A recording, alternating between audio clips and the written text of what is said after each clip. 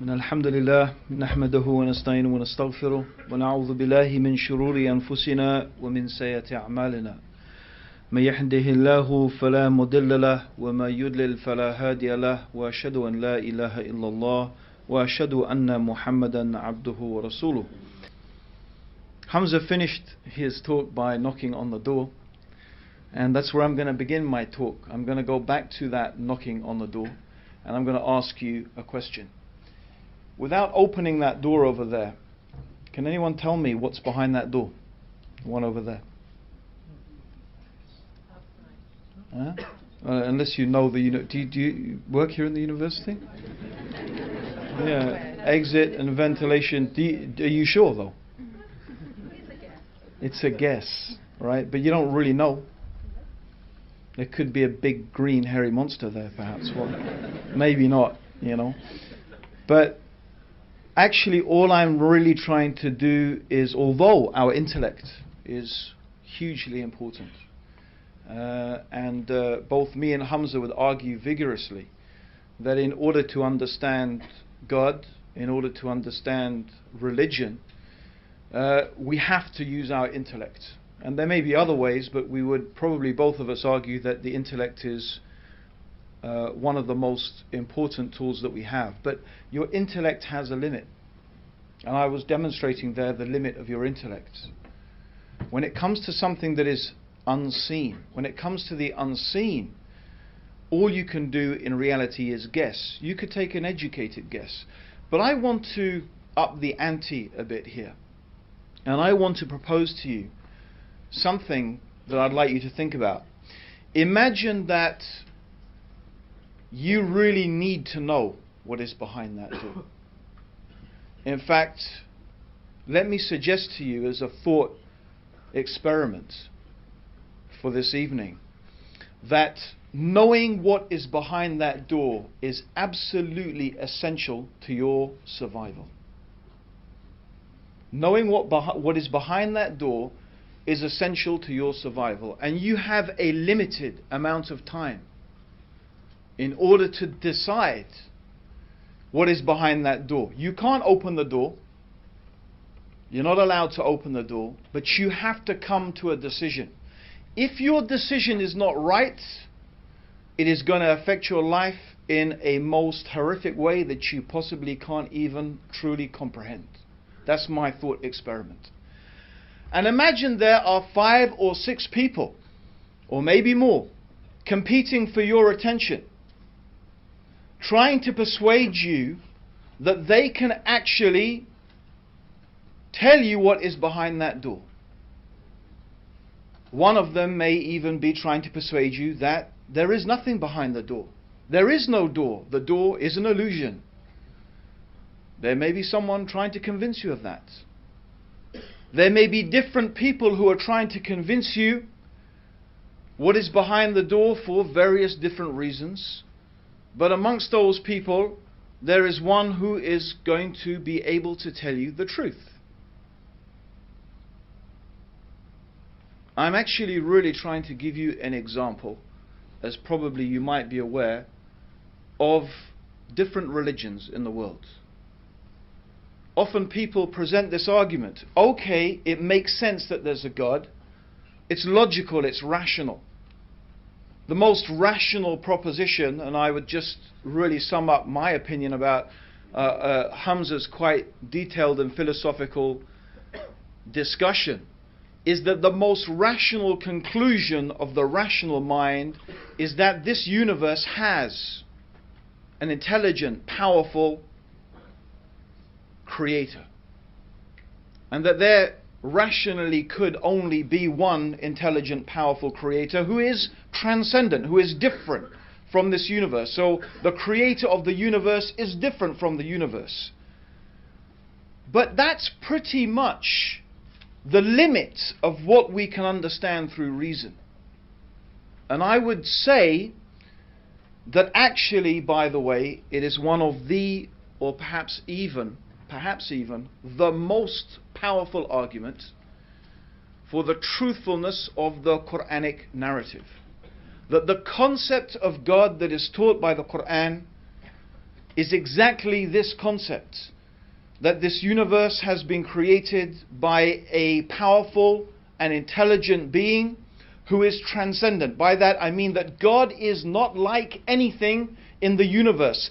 And the Quranic concept of God does not compromise that in any way by, for example, claiming that some creature, such as a human being, shares the power, the knowledge, or the attributes of God. And that would be a self-contradictory statement. If you think about it, if you're claiming that a created being has any of the power, of the knowledge, of the ability of God, then the whole basis upon which you build an argument for the existence of God in the first place, it falls down. It demolishes itself. So that's what I would propose, first of all, is one of the most powerful arguments, one of the most persuasive arguments, that a person should believe what the Muslims are saying. Because the similitude or the example I'm giving of the door is really the example of the afterlife. It's the example of the afterlife. It's also the example of knowing God. How can we know God? Through what means can we know God? Is there a means to know God? All of these questions and more, the ones that Hamza also introduced. The purpose of life. Why are we here? What is it all for? What is the reason for our existence? These are, of course, all the questions that religions in various different ways try to answer. And there is another issue, the problem of evil. Of course, this has been raised a lot recently with the earthquake in Haiti, and before that with the tsunami. And constantly there are these disasters, and priests and bishops and imams and theologians and philosophers are presented, and how does God, a good God, let these things happen? And of course there are certain atheists, well-known atheists, who imagine that this is a very powerful argument, a very persuasive argument, that God does not exist. But I'm sure if you manage to follow Hamza and his arguments, you will first of all, and very importantly, realize that the existence, or what they call the problem of evil, has nothing to do with the existence of a powerful, intelligent being who has brought this universe into existence. It's got nothing to do with it. The existence of earthquakes and disasters and AIDS and human beings killing each other has got nothing to do with the question as to whether there is a creator or not. And trying to connect those two is an emotional argument. It's an emotional argument. It's not a rational argument. It's emotional. Extraordinary from people who claim to be atheists, who claim to be rational. There is no logical connection between the two things. How do you explain an organized, systemized universe? The most rational conclusion is an organizer, a systemizer. That's the gist, the very condensed gist of one part of Hamza's argument. So the real question here is, why does this creator allow suffering? Why does this creator let these things take place? Why does this God create a world in which there are earthquakes and tsunamis, in which children die, in which there is rape and murder and genocide? Why? Of course, I just painted the negative things. There's a lot of beautiful positive things as well we could talk about. Love, happiness, joy, peace, tranquility, friendship, literature, society in many different ways, different physical and mental pleasures that we experience consistently throughout our lives. So we shouldn't imagine that the world is just this grim, terrible place. But the question of these evil things, as they're called, evil things, is not a question about God's existence It's a question of why. Why does the Creator let these things happen? Now again, how can we know the answer? How can we know the answer? From where can we know the answer? Philosophy here really lets us down. And all ultimately we have is conjecture. And in Arabic it's called dhann, conjecture. Well, maybe this. Maybe it's an exit. Well, it looks like an exit. It's got exit written. And obviously there are some good guesses we can take. But how do we achieve certainty? This is the question. How do we achieve certainty? From where can we get certainty? How can we be sure? Well, I would propose that the only way you can truly be sure, the only way you can truly be certain as to what is the purpose of your life, what is the reason for your existence, is when the one who gave you life and the one who gave you existence tells you. It's the only way you can be sure. The only way you can be certain is when God tells you, I created you for this reason. Everything else is guesswork. Everything else is speculation. Why is there evil? And I use this word in inverted commas, evil. Why is there suffering? Why do these things exist? Well, again, the only way you can be certain is when the one who created this universe and created this world and allowed these things to happen explains to us, this is why, this is the reason why. It's because of A, B, C. But I'm sure in the minds of everybody here, it begs the question. All of this begs another question. Which guy am I going to trust? I need to know. You need to know what's behind that door. You need to know. It's very important. I mean, let's take the options. Option 1, right? It's pretty much shared by the 3 monotheistic religions. Option 1 is you are going to die, and when you die, at some stage, there will be a day of judgment. We will be recreated, or in some traditions, your soul will be brought before God and you will be judged. You will be asked about every single thing that you have done, as the Quran describes it. Every atom's weight of good and every atom's weight of evil, you will be asked about it. The tradition is pretty common. The Quran is very descriptive about what is going to happen on that day of judgment. How will we be questioned? What will the state of the human beings, their panic, their fear, their terror? The Quran describes it, the day of judgment, as one day like 50,000 years. One day like 50,000 years. Just the day of judgment makes your entire earthly existence seem like a moment of a day. That's just the day of judgment. What is to follow is even more terrifying. There is the alternative of eternal bliss in paradise or eternal torment in hellfire. Now, I told you what is behind the door is pretty important. And you've got a limited time to find out. The other alternative, of course, is suggested that you will be reincarnated. It may seem less compelling, but it's still pretty serious. I mean, I don't think I would like to be reincarnated as a cockroach or a rat or a donkey. I don't know, it depends where I was, a cockroach or a rat or a donkey, I suppose. I mean, if I was a dog in my mum's house, I might be quite happy. Okay, but still, I don't think so. But seriously, even if you believe in reincarnation, well, how do you know? How do we know? But it's a possibility that's being suggested, or is there nothing? Do you just dissipate as energy into the universe? How do you know? You've got different people making competing claims. How are you going to sort one from the other? What do you do? What criterion? You know, this is the thing I would like to know. what criterion are you going to use?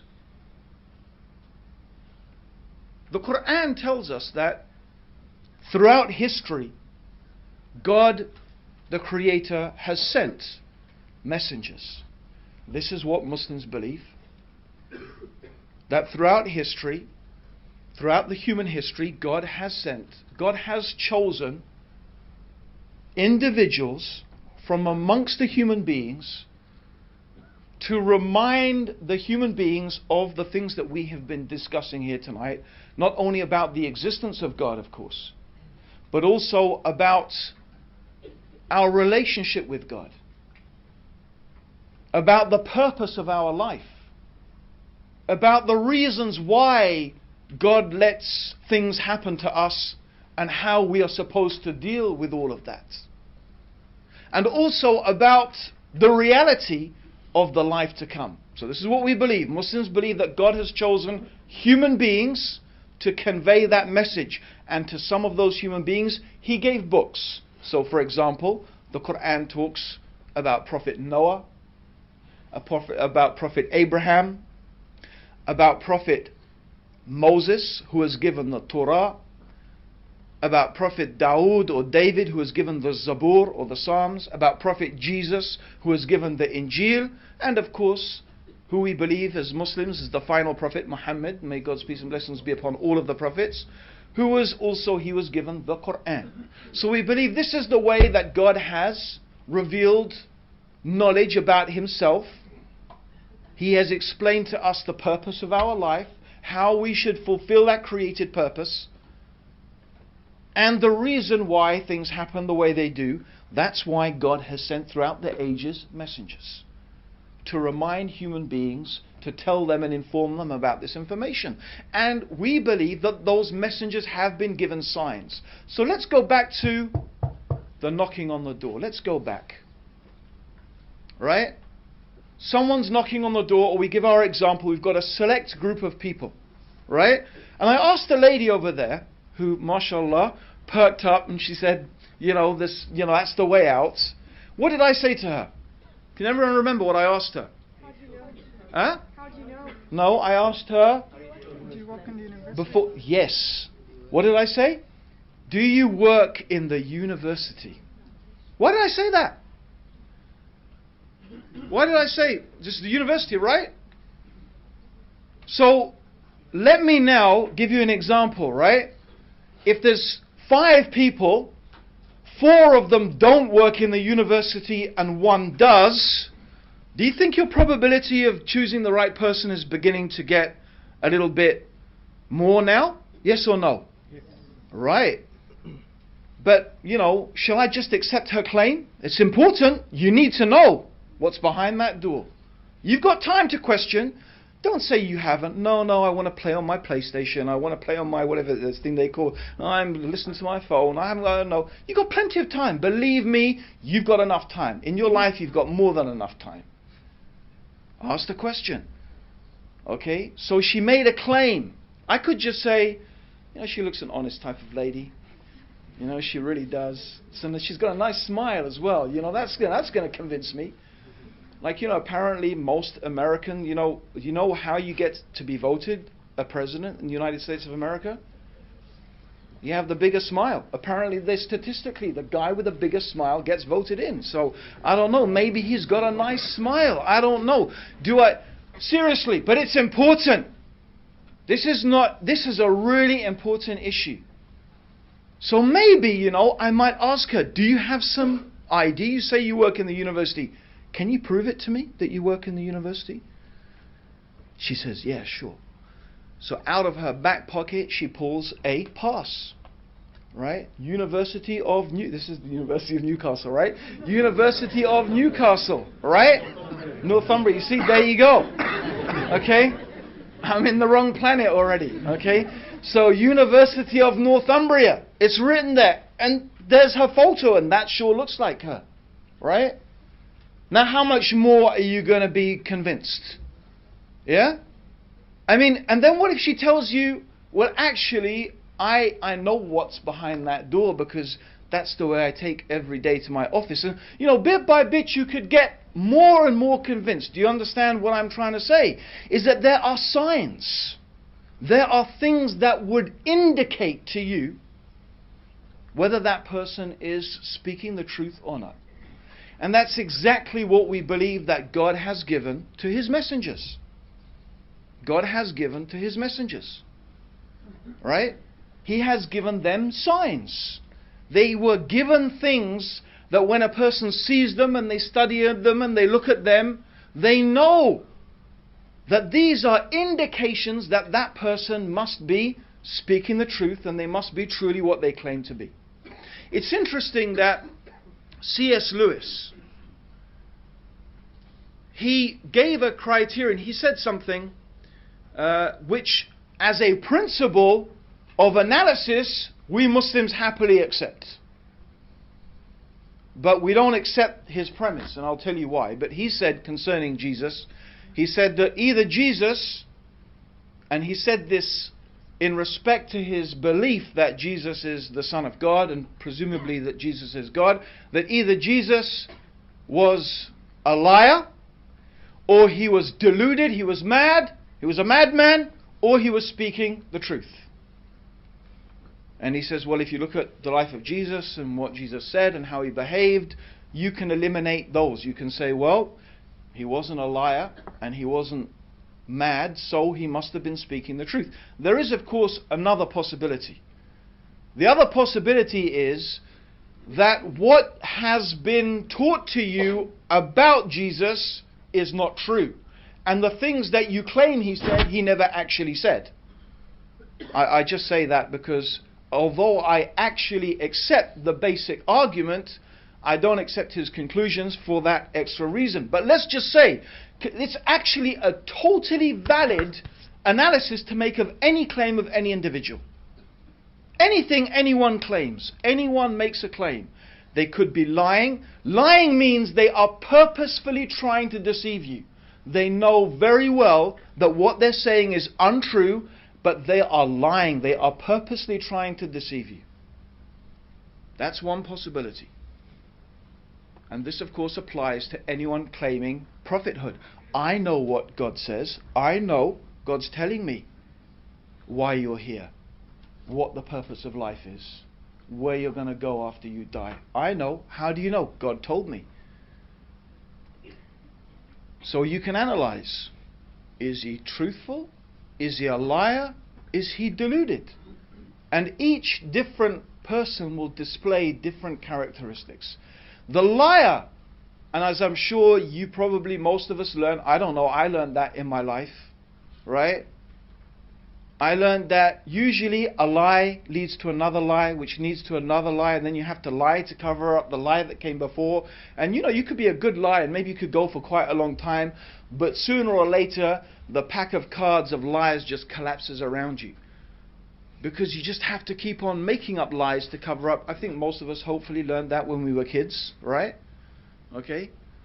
Maybe politicians didn't, I don't know. No offense to politicians. There are some very, very good politicians and who are sincere public servants. We have maybe an unjust view of politicians. Okay? It's just a cheap joke, really. But the point being, seriously, the serious point is the point about lying. It has a characteristic. Similarly, a deluded person. Now, what's the difference? A deluded person is saying something untrue, but they really genuinely believe it. That's different. You see, the person who is deluded is sincere. They actually really believe it. So they could display some of the characteristics of a truthful person, right? But actually they are either, maybe a devil or a spirit is telling them, or they have some psychological problem or whatever. They truly believe that they are receiving revelation from God, but indeed, in one way or another, they are just suffering from a delusion. And I'm sure you can understand, therefore, that the characteristic of that person is very different from the liar. Very different. But there are still ways that you can identify that. The third option, as long as we agree that what we are hearing and observing about this person is accurate, then the third and only third option is that that person is speaking the truth. Now it's very interesting, because if we can apply this criterion to any man who comes along and claims that he is receiving revelation from God, that he is a prophet, maybe we can begin to make a type of decision. Because hopefully we would agree that, let's go back to our people. You have to know what's behind the door, right? What process are you going to use? And I often ask people this. If someone comes knocking on your door, right, and says, I've come to read the gas meter, I don't know here about in Newcastle, right?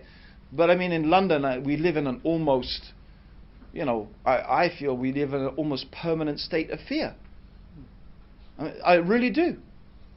I haven't been outside to my garden for, I don't know, quite a few days, because it's been pretty cold and I was away, and I was on a trip abroad, and I came back, and sure enough, what did I find? Someone had actually crowbarred open the door of my garage and been rummaging around in the garage. It's my kids are terrified. My kids, but I didn't even tell them, because they live in fear.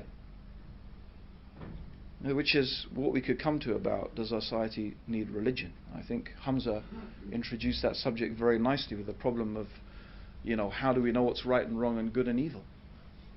What's our morality based upon? If we don't have religion, do we even have morality? Isn't it morality therefore just a social construct? It just changes from hour to hour, minute to minute. And if it changes from hour to hour, minute to minute, do we even have really morality? No, that's his argument, and I agree with it. We don't. It's illusionary. You need, and this is why I'm going, you need this certainty. But the certainty is important. We need to know that this is really from God, and this is our problem. In the rational age, we need a rational explanation. We need a religion that not only teaches us morality, but we can have rational reasons to believe that that religion truly is from God. And I would invite you to make that examination, not based, by the way, on morality. Interestingly enough, I'm going to say you need to put aside morality. Why? Because it could be that our society has adopted a whole fallacious approach to morality anyway. Where have we got to? What have we concluded with? Maybe we have reached a stage where our moral compass has lost its bearings. You may say, well, Islam is immoral because of what? Because of, and then you make some pointers. You come up with all maybe the misconceptions, and maybe those things are even true. You say, well, Islam this, and Islam says that, and Islam allows this, and Islam allows that. But your judgment is based upon what? Your judgment is based upon what? Your culture. Your present state of morality. Interestingly enough, by the way, back in the days when, well, you could, I don't know, maybe there are some of us here who would say back in the days when Britain was great and we had an empire, and there'd be other people who were saying, what are you talking about, great British Empire? Funnily enough, I had this discussion yesterday with a barrister who's originally, her family's from Bangladesh, not very impressed with British Empire. So, but the point is that actually a lot of the things that people may criticize Islam for, they were things that were practiced here in Britain.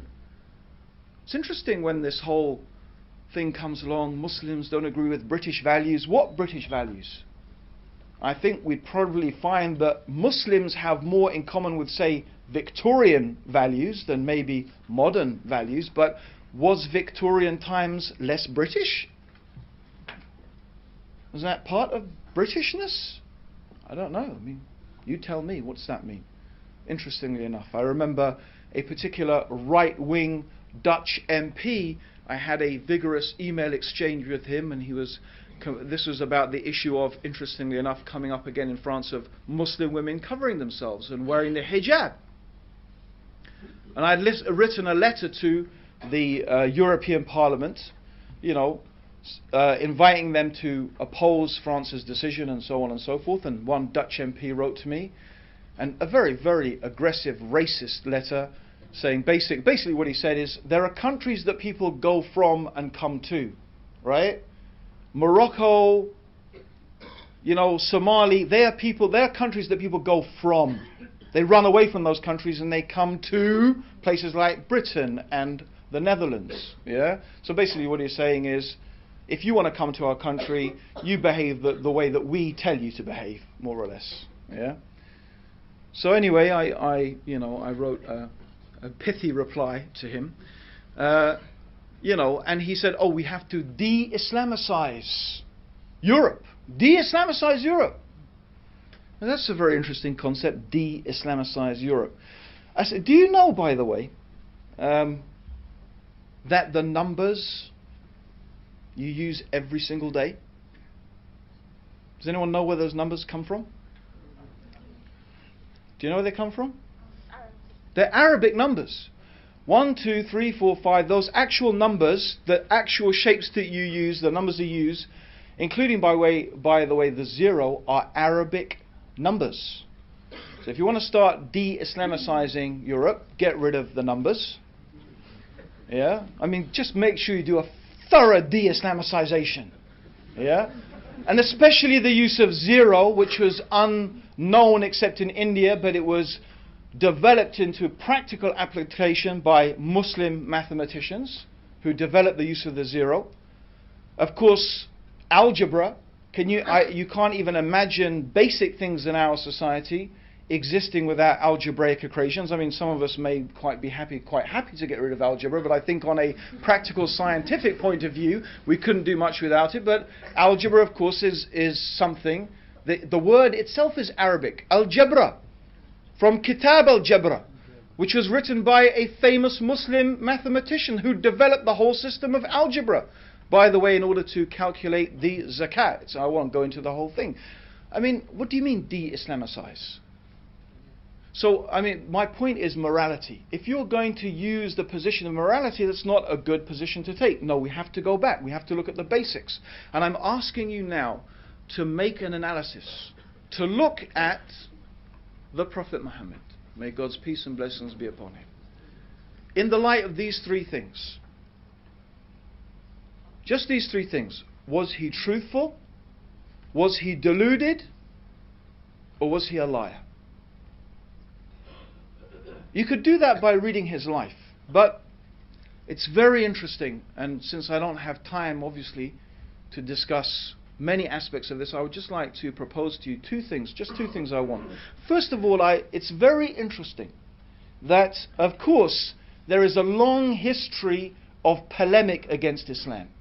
There is a long history, started with St. John, I probably wouldn't like to call him a saint actually, but John of Damascus, who wrote the first polemical work against Islam, and he said some pretty absurd things, including claiming that the Prophet Muhammad died by being attacked by a group of pigs. That's what he actually claimed in his writings. And he pretty much set the standard for quite a few Christian writers after his time, making pretty absurd accusations. And of course his claim is that Muhammad was a liar. Why did he say this? And why, by the way, almost entirely, and I wouldn't say everyone, the Reverend Boswell, for example, is an exception, and there are others who take a different view today, but I mean historically, probably up until 100 and 150 years ago, almost without exception, most Christian writers accused the Prophet Muhammad of being a liar. The reason they did that is very simple. Any Christian or Jew who opens the Quran and reads the life of the Prophet Muhammad will be struck by how much consistency and similarity there is between what the Quran says, what the Prophet taught, and what they know from their own religion and scriptures. In fact, some of these things are very detailed matters of theology and philosophy, religious philosophy and law. In fact, some early Christians thought that the Prophet Muhammad was actually a bishop, a former bishop. That is the level of information they recognize, because they have to explain, where did Muhammad get all this information? Where did he learn about heaven and paradise and the hellfire and Moses and Jesus and Abraham and Noah and the detailed dietary laws and so on? Where did he get this information from? Well, he must have learnt it from a priest, from a rabbi, from this and that, and then he must have what? Made it up and invented it and made this religion together. That's the only way they could explain and still obviously not agree that Islam was the truth, by saying, well, he must be a lie, he must have invented it. And it's very interesting that there is another group of writers, and these writers are much more modern, and people who have now accessed themselves to the sources and have begun to read for themselves about the life of the Prophet. In other words, not relying upon these Christian polemicists. And they said, well, that we don't really find evidence from the life and character of the Prophet Muhammad that he was a liar. In fact, it's extraordinary. His people used to refer to him even before he was a prophet, or he claimed to be a prophet, as they would say. They used to refer to him as Al-Amin, the truthful and the trustworthy one. And they give many examples of his behavior, of his character, totally out of character of a person who is a liar. In other words, they testify to his truthfulness, his honesty, his absolute sincerity, and that they say it's not possible that he was a liar. They say, but he must have just thought that he was a prophet. He must have really believed it. He believed it, but he was, epileptic, and people who have epileptic fits, they have these visions and so on and so forth. And so they tried to explain this by saying, well, he was deluded. He thought he was a prophet. That explains his sincerity, that explains his behavior. But of course, he wasn't speaking the truth any more than the liar was, but they can't reconcile his character with being a liar. But the interesting thing is, you can't be a liar and be deluded at the same time. That's why there's only 3 possibilities. And I'll give you an example. If you are a liar, if someone comes and asks you a question, as it happens a lot in the Quran, a lot of the time they ask, the Quran says, they ask you, O Muhammad, they ask you about this, they ask you about that. And then the Quran gives an answer.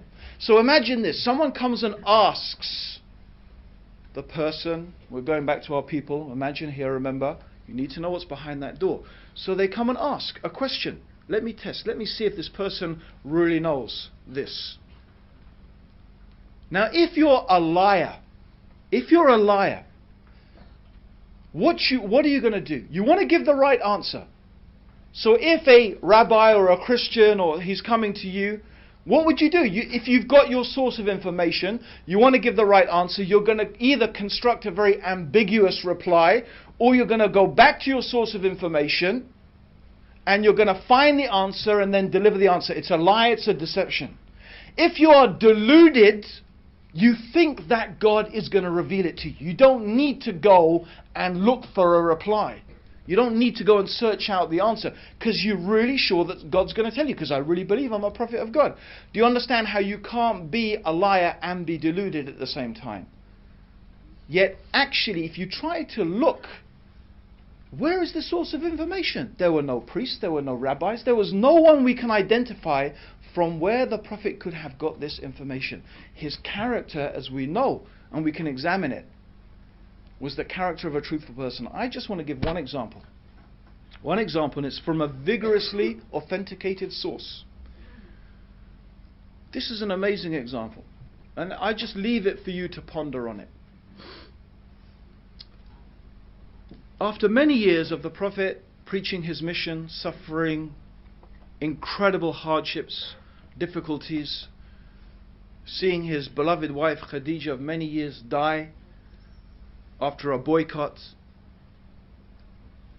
having seen his followers tortured, killed, forced into exile into Ethiopia, the Muslims suffered terrible things.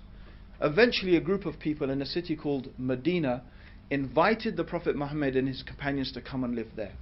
And it didn't stop. Even then they were gathering armies to try and wipe out the Muslims. So you can imagine, this is going on for now, let me see, by that time, must have been nearly 18, 19 years. And in Arabian society, it's very, very important, it was important in those days to have a son. In fact, they used to mock the Prophet Muhammad because he didn't have a son. He had daughters, but all his baby boys died. And it was a source of mockery of the Prophet from the pagan Arabs. Actually, what happened was, after these 17 years, he had a son. There was a son from one of his wives, Miriam. She gave birth to a son. His name was Ibrahim. And when Ibrahim was 6 months old, a little baby, he died. Actually, he died in the arms. The Prophet was holding him as he died. So this child died in his arms. And even the Prophet was crying. And they used to think that, you shouldn't cry when someone dies. And, they said, oh, Messenger of God, you told us not to do this. He said, no, this crying is from compassion. It's not from disbelief in God or questioning God. It's just from compassion for that child. That's allowed. Anyway, it's not the point. The point is that on the same day that his son died, there was an eclipse of the sun. So his son dies. On the same day that his son dies, there is an eclipse of the sun. Now even today I've told some people that, and I didn't even finish my story, and they said, that's amazing, he must have been a prophet. Right? And sure enough, by the way, at that time people came running out. They said, look, even the sun darkens for the death of the child of the Messenger of God. This is what the people were saying. Now imagine this, please think about it. If you're a liar, you've been inventing all these years, trying to persuade people you're a prophet and this and that, here's your chance. I mean, okay, your son's died, but still, after all of this, you'd say, you see, I told you, everyone. Didn't I tell you? Didn't I tell you? Look at that. What more do you want? True or not? Wouldn't a con man, a liar, wouldn't he take an opportunity like that? No doubt. And imagine if you were deluded. You're just a madman. You're just thinking and imagining the same thing. You'd say, yes, it's a sign from God. You see, I told you, I'm a prophet. God's sign. But actually, the Prophet Muhammad did not do that at all. In fact, when he heard the people, he called them. He called them, the big announcement. You know what he said? He said, this is the sun and this is the moon. And they are just two of the creations of God. And they don't eclipse for the birth or the death of any man. So when you see this, pray to your Lord. And then he taught them a special prayer to make when there is an eclipse. Is this how a liar would behave? Is this how a deluded person will behave? Or is this the words of a truthful man? I can only ask you, please, to think carefully. There are many people making many claims and being able to claim to tell you what is behind the door. I am absolutely convinced, as Hamza has introduced, and as I'm sure that I truly believe many of you here today would agree, that the loss of religion, the loss of an absolute anchor of morality in our society has set us astray as a society and is a large contributing factor to the increasing chaos that we find in the world around us. I have no doubt in my mind that society, Western society, the world as a whole, actually needs religion more now than it ever did. But where is the religion that can offer us certainty? Where is the religion that can offer us a rational certainty that is not merely based upon what our ancestors did, or just some belief, or maybe it just makes me feel good, or that person smiled nicely? Certainly I believe that all of us have a duty, as Hamza has mentioned the verses of the Quran, to think deeply about these issues to think very deeply about these issues. Of course, all we, both of us, have been able to do is a little introduction to all of you on a vast topic. It is our happiness and joy to be able just to stand here in front of you and share some of our thoughts, our understanding, our feeling. It of course is totally up to you and your own conscience, how you deal with it, what sense you make of it or not. As the Quran says, La ikraha fid din. There's no compulsion in religion. No one should be forcing anyone what to believe or what not to believe. But I do believe that having a discussion is important, that at least if you could understand, even if you could understand, that Muslims do have a rational basis for believing what they believe, for behaving the way that they do. It's not based upon some mere, irrational emotion. That there are some, and I believe, of course, compelling reasons to believe that not only does society need religion, that Islam is something that can contribute hugely to the well-being of society. And I do look forward to that, and may God bless all of you for coming here tonight. May God